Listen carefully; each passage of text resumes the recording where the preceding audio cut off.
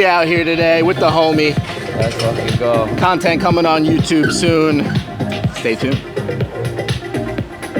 Active. Social media activity. Butthole sunning with the homeboy. Let's go. We're gonna do 5 rounds. Okay. Of 11 pull-ups, 22 dips, and 33 push-ups. Because why do sets to 10 and 20? Like, why do we always stop at 10? Why do we need round numbers? Are we that fucking simple? There's a message behind this somewhere. We're gonna find it. We're gonna find it. True story. I don't tell people this much, but back before all of this, I used to be bullied.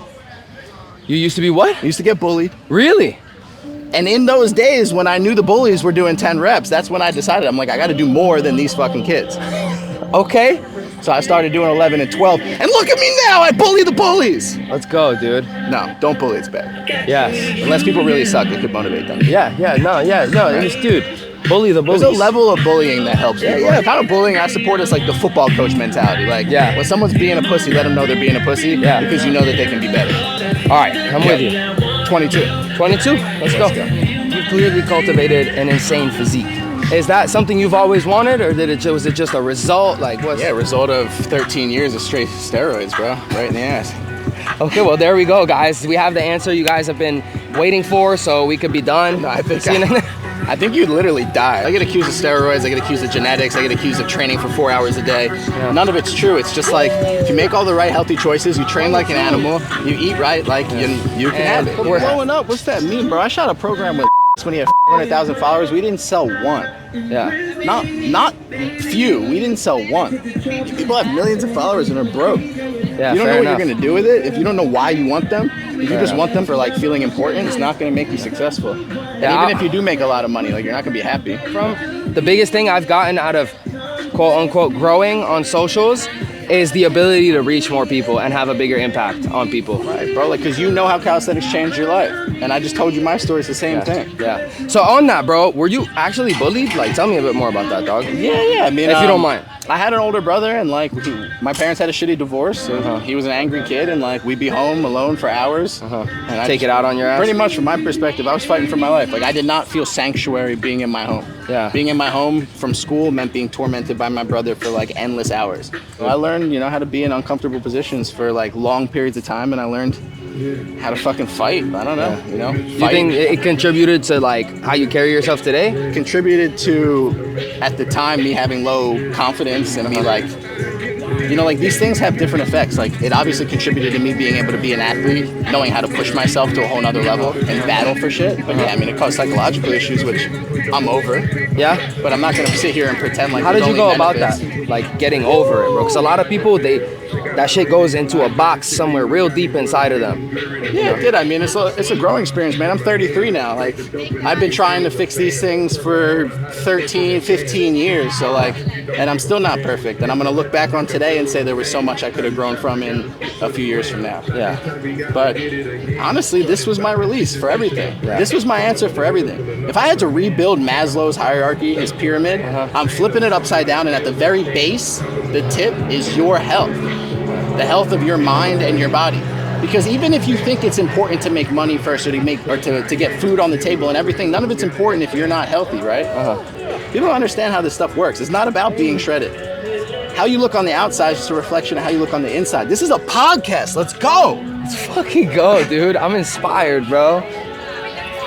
Dude, I do this just as much for like, whoever's watching as for me, bro. I gain a lot from these, bro. Every person, it's like somehow I happen to do these episodes with really special people, and like people who really show up and are really about like giving back, sharing their wisdom and stuff, and I gain a lot from every single one. I love that, man. I just feel like the one part that's tough about social media is that like sometimes as creators, our validation is the amount of views it gets or how it goes viral. But like whether you get 1,000 views, 100,000 views, or 1,000,000 views, in that 1,000, the 1% that are truly impacted are impacted, and you change the world regardless. Facts. It could be 10 people, it could be 10,000. Facts. Dude, I was saying that to my homie X at the gym the other day.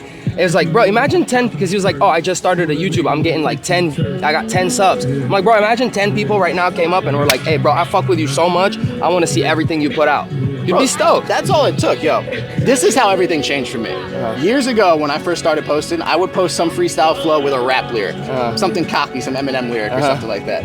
And over the years that I did it, I got a message from a kid once. Kid broke his neck training. He was 17 years old, some French kid. Said that the doctor said he's never gonna walk again. But he laid in the hospital bed watching my videos, being so motivated, saying, I wanna be better than this guy one day. Sent me the message after he had miraculously recovered, 100% miraculous recovery, and told me that. And again, this is when I was posting rap lyrics as my caption. I wasn't even trying to change the world or motivate people in any way. So then I said the littlest bit of effort. And then I realized, like, I didn't know it was going to make me feel good to try to help people. I think some people pretend to help people because it's trendy. This shit actually resonated with me, and it was doing something I love. That was easy, man. That caught on like wildfire, and now it's like, shit, I just wanted... That's even if I get one comment of affirmation, man, it's worth it. I think a common thread I've noticed is, and it looks different for everyone, but people who felt pain, a little bit of pain in their life, you have to give something back, especially if you felt some pain and found a way out and somehow managed to keep your humanity. Well, what did Professor X tell Magneto? You tell me. I'm not going to say this right, but he said, like, your true power exists between pain and serenity. Okay. You got to have both. It's the spectrum. Fuck with that. All right, let's get this pain and serenity, my boy. Let's go, Professor X, baby. 11? Yep. You have to pace yourself in that workout. It's not a challenge. Yeah. You want to keep yourself challenged physically. You challenge yourself mentally. Okay. So, I like maybe that. for some calisthenics athletes, you know, you're not running. Think about how hard you have to push yourself mentally to go for a 30-minute run. Yeah. I know 10 minutes into a run, I'm only thinking like one thing. How much this sucks, how tired I am, That's good. and how much I want to stop. Yeah. And the only way I'm going to keep going is by quieting all of those. Okay. And that's the difference maker. And you do that shit out here. Because some people, they don't like this feeling. Yeah. Like, we just crushed 33 push-ups. I feel sick in a way, right? Yeah. You got to learn to fucking love that. Yeah. I like that. He's, what is it? It's like you seek the discomfort all the time. Yep. That's sick. Because with becoming an expert, you got to become uncomfortable and fuck a lot of bitches. You want to go over there, Billy? We're gonna do this circuit a couple more times. Now, let me ask you, bro. Yeah. How did this start for you? How did you get like here? You know, how you live in Miami, you do the whole fitness thing for a living, bro. You're on social media. You've inspired a lot of people, myself included. I met this man back in LA when I was just getting started, and he was, well, he's a little bit more of a beast now, but he was just as much of a beast basically back then. I hope so. So how did that all start for you, bro? Damn, man, that answer could be so long, but I'll sum it up. I had an older brother, kicked my ass every single day. So in my room before school, I'd get reps in.